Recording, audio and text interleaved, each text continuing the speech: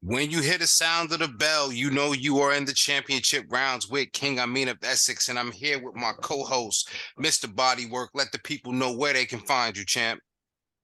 It's Bodywork Boxing on YouTube, Mr. underscore Bodywork Boxing on the gram, and Bodywork Boxing 24/7 at Gmail. You dig? All What up, right. champ? Everything's good, man. We got quite a bit to get to. It's some action that I wanted to bring to the table. There's some action I'm throwing my plate away on, and we're gonna get to that. But let's start at the top of the docket. Jamel Okay. Charlo and Tim Tszyu. Yes, sir. I don't know if we ever talked about this fight, but let me know what you think about this one. Look, I already know Tim Tszyu was way over his head, man. He kind of capitalized.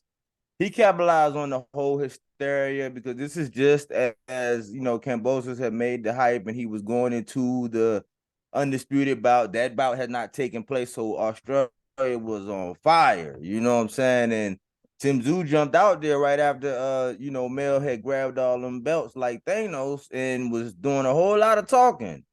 I think that some things, some dust has settled, and he kind of realized, like, hey, man, I might be a little bit over my head because Gaucher gave him I would say, man, hey, he knocked him down. He suffered some adversity. Ain't no Gaucher. Yeah. And I think now you starting to see, and hear him talk a little bit more the way he should have, a little bit more respectfully, respectfully type, sir. You starting to hear some of that common sense coming through. So I think that's no foregone conclusion. But Mel stays in fighting shape. He stays in his fighting or in and around his fighting weight, and he's my face of boxing right now. He's the most battle tested. He always speak his mind. He don't care. He is himself. He's a king. So you already know who I'm rocking with, champ. Yeah, I could echo those same sentiments because the way I figured it, once it happened, like once they said the fight was happening, you're right. It was after the Cambosos thing, and I said, yeah, um, Mel need to go in and get a bag like that, go to Australia. But I suppose they was able to work it out where the fight happens in Vegas. And I guess part of the strategy in announcing that early was to give some of them Australians some time to get their tickets to get ready for Right. January. So I'm hoping that the fan base travels because honestly, I mean, everybody with half a brain is right. This guy is in over his head. I mean, I love that as a legacy fighter, he's trying to, jump out there. But I Mm-hmm. also love is the fact that for Jamel Charlo, like as much work as he put in, as much pain as he put in, I'm not even saying like this is a gimme, but this is a good gimme, as in a good marketable name, make it a profitable, marketable fight after he done did what he did with Castano. So I said to myself, I love that he gets this type of fight. It's not like I'm saying I don't want him to have no difficult fights, but I think what he's done at 54, everything from here on out is icing on the cake. Right. Names as well, Mm-hmm. Right. Exactly. and how that is true because we got Fundora needing to be tested against Tony Harrison. That's how Mel put in such good work. So, little nuances like that prove the point when you said he's the face, he's the most battle tested. I concur. Yeah. Yeah. So I think I'm happy for Mel, man. I think he in a good spot, man. I see him online all the time doing this thing. I always say salute champ, man. He look like he living his best life, man. He's happy, he deserves it. So yeah, we need these kind of fights, and we need guys to push for the top.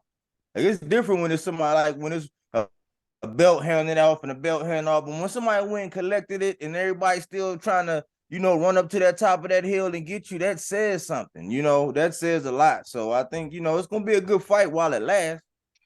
Well, let me ask you this about while it lasts, because there was some banter back and forth with Terrence Crawford and Jamel. Mm-hmm. Um, and I said to myself, and I didn't even know in which way I was asking, but I hope it's not real, and the real was real animosity. I always would go against that to see these brothers with this money and all these opportunity. But Mm-hmm. is there a real, because remember, this has been floated around a couple times, man. that Bud would move up to 154, or like what are we really, and I know it's conjecture, but what are we really looking at here? I know a lot of people are gonna say right away, well, Bud didn't even make the fight with Spence, so what are we talking about? But different scenarios. Do you think that this is a fight that could ever come to fruition or materialize? Man, man, it could. I mean, you know, where there's a will, there's a way. I just think that this is what I had to tell myself, right? And we're talking about the Bud Spence thing. You know, I said I had just got over my hangover, right? So I had to start being real creative, you know, and how I kind of get reinvigorated about this topic. And I can only reason that I'm giving Bud. This is what I'm gonna give Bud. And you help me with this because you be pushing hard for Bud. You know what I'm saying? You told the line. I'm an So you help advocate. me I'm with an it. advocate. Yeah, you have. So this is what I'm giving Bud. I'm saying that it's his first time out the gate and it's self-promotion. If you can't say somebody, if anything, I mean, whether people like it, because you know, he got up under my skin a lot, but whether you like it, whether he keeps himself being talked about. Yeah. It's a maverick way. It was a maverick way. And again, this is his first time out there doing this thing. He's spreading his wings as a promoter. I guess in that, when you wear that hat as always having a promoter and having promotions and everybody doing that for you, I guess you kind of, you know, you get a little test run where you might scrape your knees or bust up your shins real quick. But one thing he's doing is keeping everybody talking. I think that this right now, for me, it's kind of premature. I mean, I would watch it if it ever happened. I think it's premature because it's too much unfinished business. So I can give it credit, but then I'm thinking that think about how you said PBC, right? Because we gotta say it was PBC mapped out that fight with Charlo, how far in advance. That's the PBC way. It's structure in that way because they analyze all those things and say, okay, if we're gonna do this in Vegas, who knows Tim Tszyu? Like, okay, so we gotta put it out there and it gotta be big fights where we announce it and we gotta build it up and we kind of gotta. That's the PBC way, that structured way. Sure. Bud is right now, it's not any structure. So he has to keep his name out there. And right now, since the energy with Spence has died down, with Spence not really saying anything right now, he kind of is latching on to some, you know, some promotion with Mel because you know Mel gonna talk his talk. You know, what do you think about that aspect? No, you 1,000% correct. The only thing I will put on there, and this is more wishful thing. This is the defense creating reasonable doubt more than this is undoing the prosecution's theory. I mean, if Bud is sticking to this idea that he don't need Spence for his legacy is solidified at because of his ability to become undisputed and then the title holder. Just suppose reasonable doubt he says, I told you I don't need Spence for my legacy because I'm going up to 154. That's what my legacy is. I'm doing 140, I'm doing 147, and I'm doing 154. I don't have time for that. I'm just saying, I don't know. Reasonable doubt. That's a liver shot, man. Call me, Bud. Call me. He need to. He need to, man, because if he look down, he still got a pair and he dropped that up there at 154 after Avenesian. Hey, if he can make that happen, hey, who wouldn't buy it and watch it? You know what I'm saying? You know, so yeah, I mean, he need to call you, man. Yeah, man. Call me, Bud. I got something for you. I got a bunch of tricks up my sleeve, so I won't charge you much. Okay. So let's move up, progressively moving through the divisions. Let's look at the middleweight division. Chris Eubank Jr. coming off of that whole fiasco with Conor Benn. Now he's signed up to fight Liam Beefy Smith. Beefy's a good opponent because he's coming off the win over he beat Jesse Vargas' ass, you know what I'm saying? Yeah. And I think he's the right kind of opponent, but he's moving up though. Let's be real. He's moving up, coming from 54, he's moving up to 160. What do you think of this fight? Man, moving up. I think it's a good fight. It's a good fight. And I gotta say salute to Eubank Jr., you know, because before we were bamboozled, hoodwinked, ran amok, led astray, with the Comey Fiend thing, you know what I'm saying? I was saying, man, I thought that Ben was going to do his thing. Yeah. But this is what you say, this is what you call in moral victories. Because some people don't really believe in moral victories. But that whole situation was moral victory because it was all the talk about him doing the weight and doing this, and he was on weight and he was doing everything. He stayed clean. And so I think this is a good little fight to where they kind of like the odds, there wasn't like a bend, and the gap wasn't there. So it's a little closer gap. He was already down there by the weight, so it's more competitive as far as size. Sure. And it kind of makes sense right now. Let's see where he stands right now after going through the training, and then not, and then really having that miscarriage or whatever. And now, he get a new baby, what I'm saying, in there. So, I think it's a good fight. I'm kind of I would be leaning maybe towards Eubanks. You know what I'm saying? To prove a statement, to kind of get back up. You know what I'm saying? Get back up in the ranks. And plus, he won me over a little bit with the Conor Ben situation. I'm not gonna lie.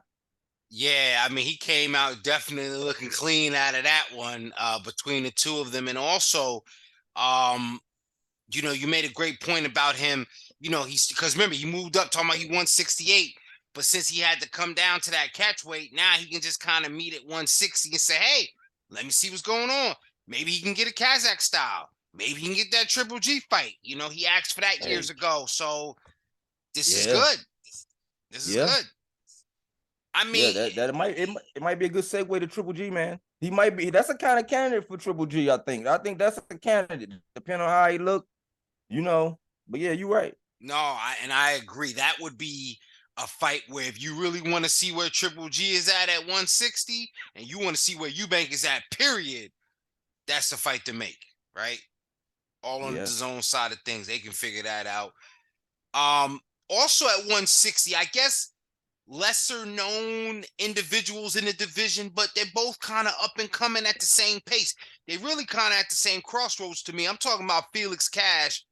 He kind of looked like a more diesel Billy Joe Saunders, but it's kind of hard to describe his style. I don't think I have a finite idea of his presentation, but Austin Ammo Williams, about his name, he professed to be a gunslinger. He throwing shots and going for the stoppage, but he's been going rounds as of late. Conditioning used to be one of his Achilles heel, Ammo Williams, that is. And now him and Felix Cash have agreed to a middleweight bout, at least in principle. What do you think about this matchup between those two?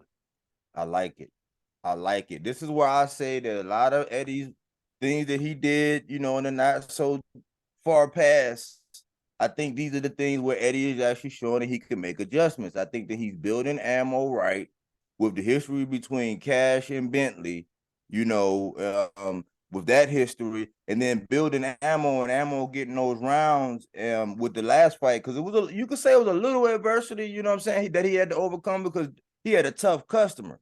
And I think that the way they're bringing Ammo along, and as far as activity, because that was not that long ago, so he's actually kind of getting back in the saddle on regular. So I think that's a good fight. If Ammo don't come out there just guns and blazing, I think last time he kind of figured that out. I think if he kind of like be a little bit more patient, take his time a little bit, learn how to break his opponent down, and then wait to line you up with that left, it's over. So I think it's a good fight. I think Eddie doing a good thing once again, and this guy ain't nothing to shake a stick at either. You know what I'm saying? You see what Bentley was able to do with Kazakh style, you know what I'm saying? So, we drawing some triangulation there. So this is a good fight. Sneaky good fight. Definitely. I'm gonna be tuned into that one, man. When it gets made. Yeah, January looks like it's a lot of stuff coming up. Later that year, though, in March, presumably, we got Plant and Benavidez. I think a lot of us, I'm gonna really just say the whole boxing community had to just really shift the momentum and stop Plant and Uzcategui, or who was it, Benavidez and Uzcategui. So now here we are with this one, and a lot of people are excited, but Tim Bradley had some strong opinions about this fight, describing Caleb Plant's style as cute, and saying that he really doesn't have the ability to withstand the pressure of Benavidez. Now I gotta ask you, because I got some questions about Benavidez's footwork. as far as being able to establish that kind of pressure against Plant, this rejuvenated Plant. What do you think about Bradley just being so sure about the outcome of that bout? Is he on the, I don't want to say a Benavidez hype train, or does what he says have some credence? No, I think he's in the caboose on the hype train. I mean, look, it's no secret. I'm looking for that train to come to a screeching halt. And I think we spoke on Plant, and I think, remember when we said, because this is what I found interesting. Let's talk about Tim, right? At the end of the day, he said, to me, a quitter is always going to be a quitter. Man, I don't know if you know what the implications of what he was saying, because in my opinion, with my eyeballs, when I watched that fight, I had Plant winning in that Ginger fight. I had him winning up until he came out there, and I looked pretty good for, up until, so for Tim to say quit, that means you was up, you got hit with some shit, and now you don't want to, like, you basically folded. Let's think about that. And that's a strong assertion. Right. If we had Plant winning up until that point, we seen what he did to Darrell. We seen it with Darrell was overconfident. You know what I'm saying? Making that crazy bet. Uzcategui was crazy, running up on him crazy. Plant hit him with a body head. And then I heard Benavidez saying, oh man, if he want to bang, we can bang. If he can box, he can box. We not talking about his stablemate, Diego Pacheco, the cerebral one, the one that, is patient and uses his length and reach. He's used to a lot of people allowing him to, just because he has a high motor, put out a high volume. He's not technically sound. Plant's been working with Breadman. He have him sitting down. He just got a big old boost to his confidence because he's like, wow, you know what I'm saying? Nobody expected that. He did the dirt, you know what I'm saying? And I think, I don't know why, but I heard a little bit more humility. It's crazy how the crazy banter just kind of coming down to a little chitter chatter last time I heard Benavidez. He was talking real, he was still saying, I'm going to beat the shit out of him, but it wasn't the volume. It wasn't amplified like it normally was. I think he know that, you know what I'm saying, that time is going to come where it's bang or bust, and I believe we're going to see some exposure. So I thought it was interesting. What you think about that, Tim, that angle, though, what he said? Yeah, I mean, that again, a strong assertion because you're putting that on his character. I'd like to put it on the boxing. And as far as the boxing, I got a difference of opinion because, again, I think Benavidez's strength is in his hand speed and not necessarily his footwork to close the distance, to land the hand speed. So he's really plodding forward with those fast-ass hands, yes, in combinations, but he's difficult to move away from more so than he's coming at you and creating a real kind of boxer type pressure. He's creating a size kind of pressure because he has an advantage. And with this kind of Plant that I've seen, I mean, even the one that was in there with Canelo, I don't know that Benavidez has all this time to land the best of his combination. He doesn't turn all of them over. They get kind of slappy. So I don't see all of this monster, you know what I mean? It's kind of like Monsters Inc.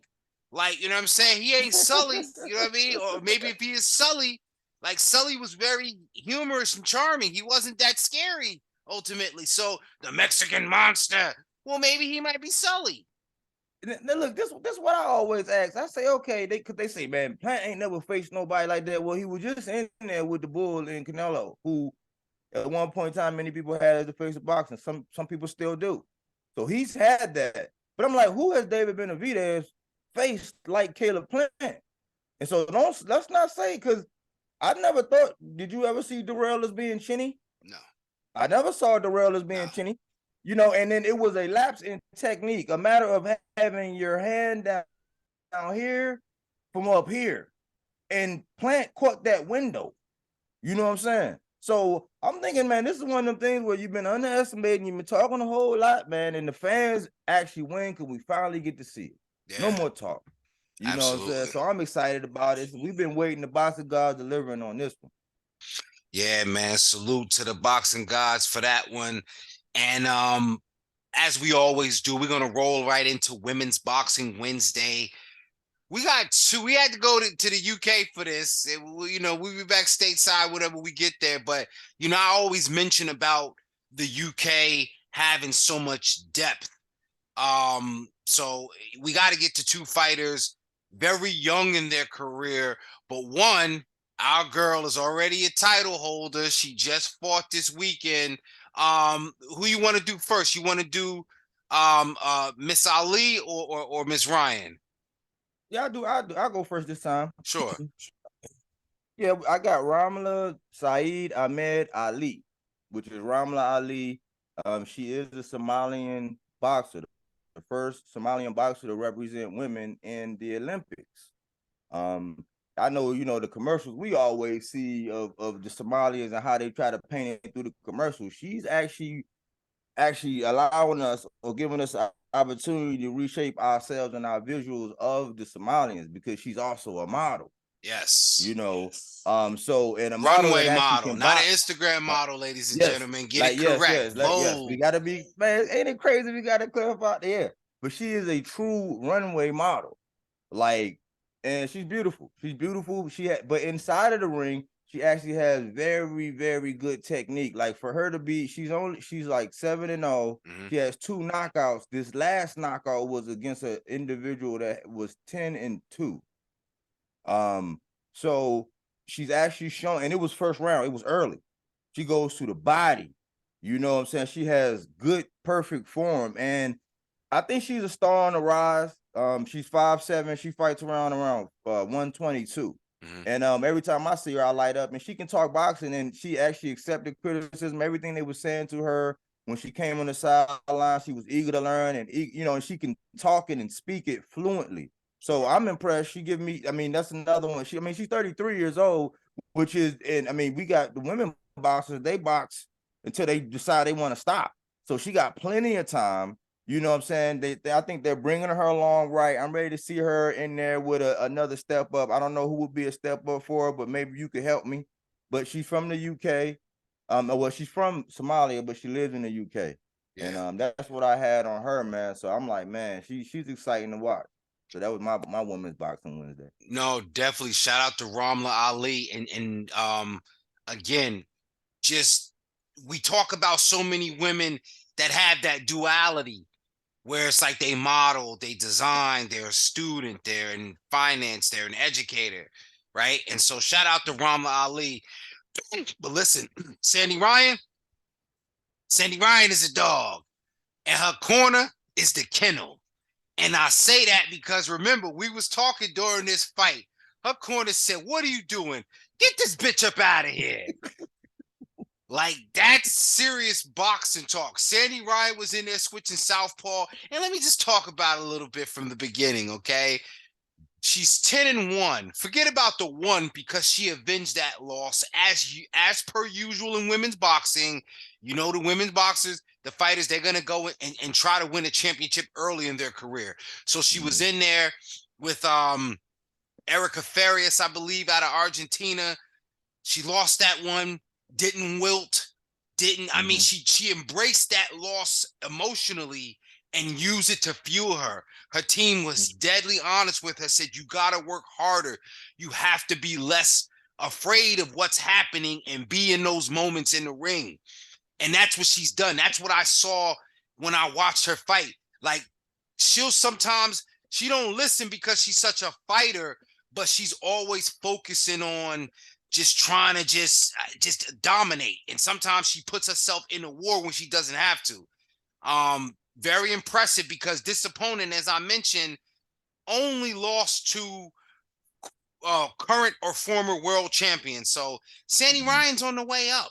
Ramla Ali is on the way up, and it's so many more young ladies in boxing, period, and also the women's boxing over in Great Britain that are on the rise. So salute, man, salute to y'all, all of y'all. Let me touch on Sandy, man, because you had spoke about her, and we was debating on who was going to pick her or whatever. You know what I'm saying? So when I saw her, what I also seen was her corner didn't let her sit down. We would, like you said, we were texting back and forth, and I'm like, man, this corner don't they don't play. You know what Say I'm you don't saying? need no But break. yeah, you don't need no break. Like no sit. Like I'm like, wow. So she is a dog. What I see in her, what's so scary about her is that she has vision to where she's always, focused in on what she's doing. But the thing is, she hasn't even fully mastered her technique. I was saying, man, if this girl just work on that, like if she get a little, because sometimes she get a little antsy. Once she starts settling down and knowing that I could be standing right in front of you and I can hit you wherever I want to, if she really perfects her technique, like get maximum leverage and torque, she's gonna be laying women flat. Yeah. I saw it. I said, man, she's vicious. So I look forward to her another spark. You know what I'm saying? So thanks for covering her as well. I just want to get my little piece on Oh, her. definitely, definitely. Shout out to these women's fighters, always giving us material to talk about, and many more, many more. Now Sir. this weekend, I said we got a couple fights I was into that I'm trying to, I guess, find more information about these guys. One of them being Brandon Glanton out of Mm-hmm. Georgia. Brandon Bulletproof Glanton. He loves the uppercut from what I hear. Big puncher, cruiserweight guy. And he's promising violence, you know what I'm saying? And not in a threatening way, just in a way where he's promising not to hold anything back against his opponent, David Light. You know anything about Brandon Clanton?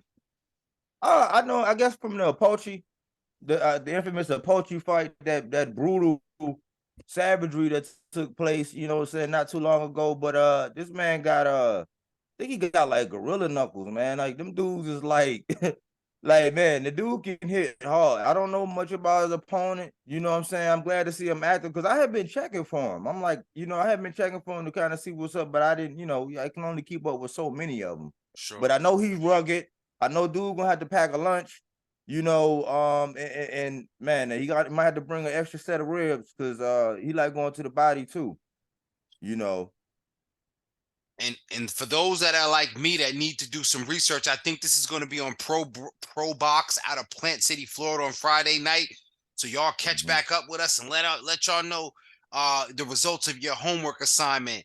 Now I'm gonna give some of y'all some homework. Y'all know I stay heavy on the UK side of things, both Essex County, New Jersey, and Essex, England. I'm in the building everywhere. Y'all need to look out for this Troy Williamson Josh Kelly fight. The only reason why I say that is because it's 154, it's junior middleweight.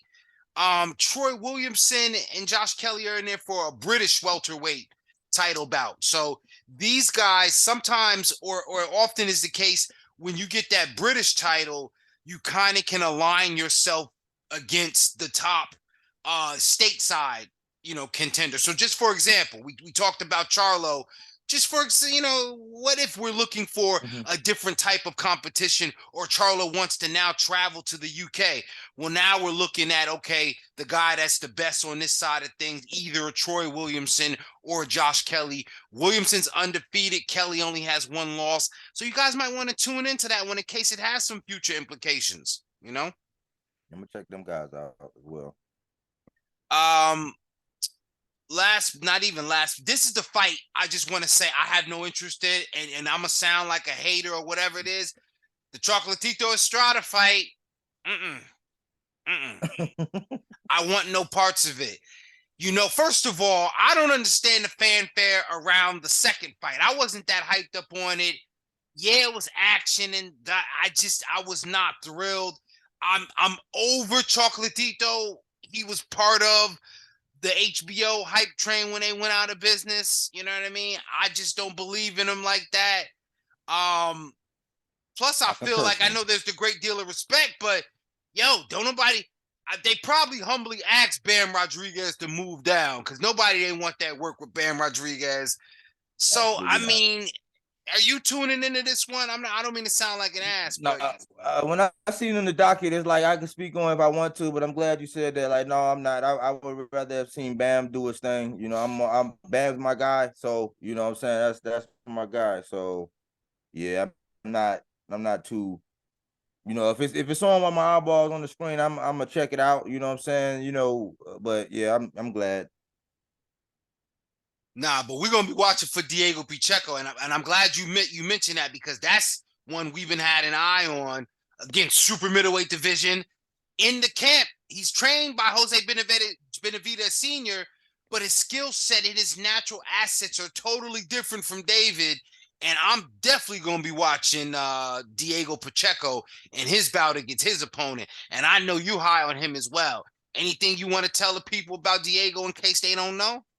Yeah, I think he's cerebral. I think that a lot of the things, or maybe some, I'm not gonna say mistakes. I'm not gonna say mistakes, but some of the lessons that maybe he learned from Junior and David. He got this other guy, what I'm saying, with this different kind of skill set. Even though I think Junior, I think his skills, without being injured, man, who knows what he would have been, because I saw him put on probably the best round I ever seen somebody put on against Bud. I'm not gonna lie. Yeah. When it came to that boxing. But with Diego, he showed me that, he's not going to negate his height and his length. He's not going to give that up. He's very patient, and I think that he's going to be he's going to be a tough opponent in building. I mean, he got a couple more names I would like to see him. I want to see him go against this style and that style. Right now, I don't really care about the name. I just want to see him do the same thing and just increase the same way I wanted to see Ammo do as well. So I think if you don't know about him, I think you should go check him out. Definitely watch him. I think he's a star in the making. I put him in my league of shadows. Just like Ray Savage, I always talk about some of them guys, but yeah, he's a treat to watch. So if you get a chance to watch him, and I give Benavidez full credit for what he's doing with this guy. Definitely. Definitely. Yeah. And this is another one that some people may feel the way I feel about, the trilogy about this fight. This is a quadrilogy. This is the fourth matchup, I think, between Tyson Fury and what's this guy, Derek Chisora. Is this the third matchup or something? The third one. The third. Okay.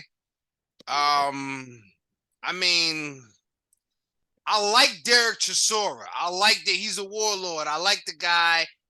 I got nothing against Tyson Fury. There was a time when I had some questions about his underhandedness. You know what I'm saying? But the fight, I did not want to see this fight. I don't feel like I need to see it. I don't care what the two of these guys tell me about the UK and their mutual respect and all that shit. It's not going to make me want to see it, but I think I am going to watch it. I think I got to. What do you think? Man, I think, in all honesty, man, I think this is the way for them guys to. I think this is Fury actually giving this man, what I'm saying, giving this man a bag. I think this was Fury actually hoping, help this guy get a bag. Do it together. He got all the, he has all of the power right now, pretty much. What I'm saying, about as far as being noticed or perceived as the best right now. Sure. So I think it was just really just getting his bag, and just having I think it's kind of like a stay busy fight. For, if I could be honest, a stay busy fight. But Chisora, he do have power.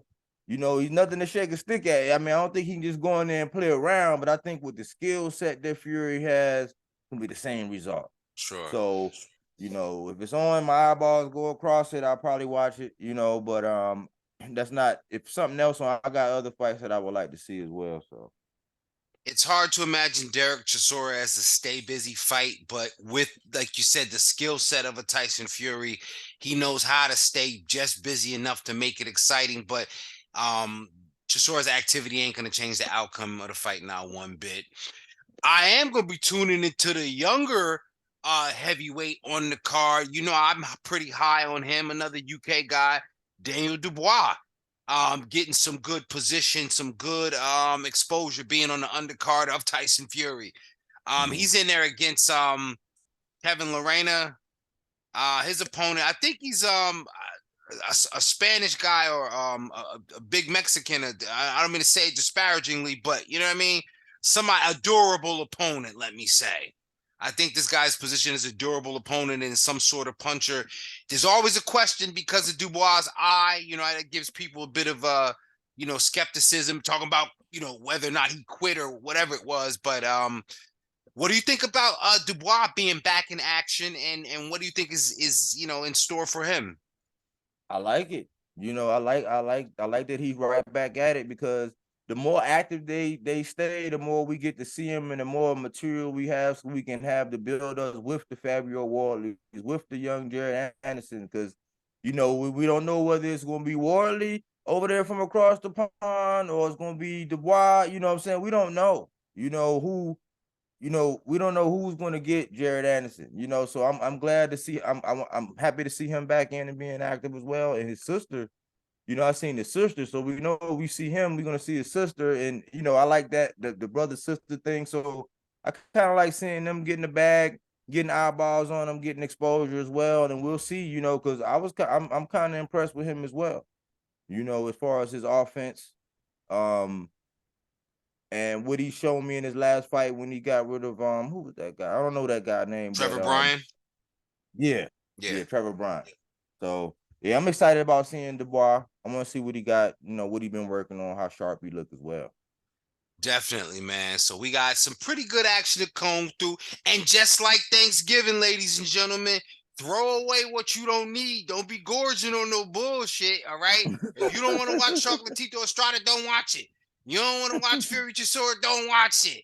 Throw that shit away, all right?